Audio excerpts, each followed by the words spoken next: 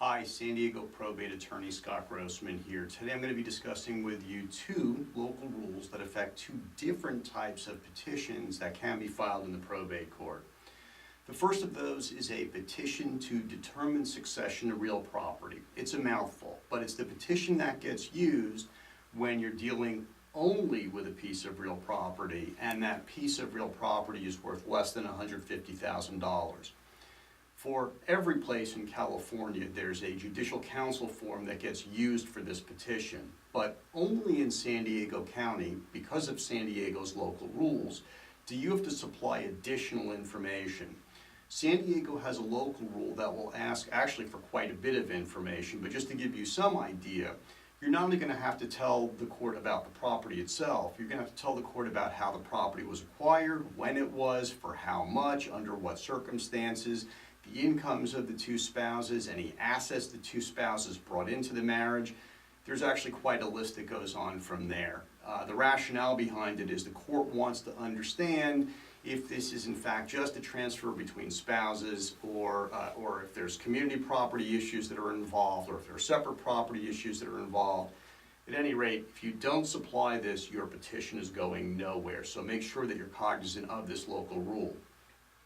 The second local rule I want to discuss is for closing probate in San Diego County. When I say closing probate, I'm talking about a regular probate petition. When you've got that, in frankly most counties, certainly in Southern California, what the courts are expecting to see is a petition that says, after I've paid the executor, after I've paid the executor's attorney, after any reimbursements have been paid, most courts are looking for language that more or less mirrors the terms of the will itself, assuming there is a will. In other words, if we've got a family with, let's say, 3 children, the court is expecting to see a petition that says something like, leave everything else in 3 equal shares to the 3 children. In San Diego, that's not going to fly, and your petition will wind up getting continued, delaying the close of your probate. In San Diego, you have to give the court specific numbers when you're dealing with cash. If you're dealing with other items like an interest in real property that's going to get deeded out, then you've got to be specific about that. What the court is expecting to see is that you are going to tell it down to the last penny how this estate is being distributed. So using that same family with 3 children, if after we've paid everybody else, there's $600,000 left, your petition has to say, give $200,000 to each of the 3 children.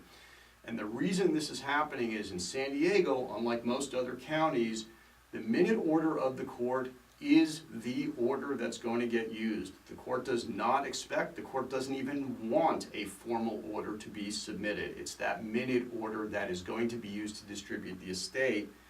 And importantly for you, because there's one last step in probate, submitting an ex parte petition for discharge, that order for discharge is going to have to show that those numbers that are in your minute order are the numbers that are reflected in the distributions that were actually made.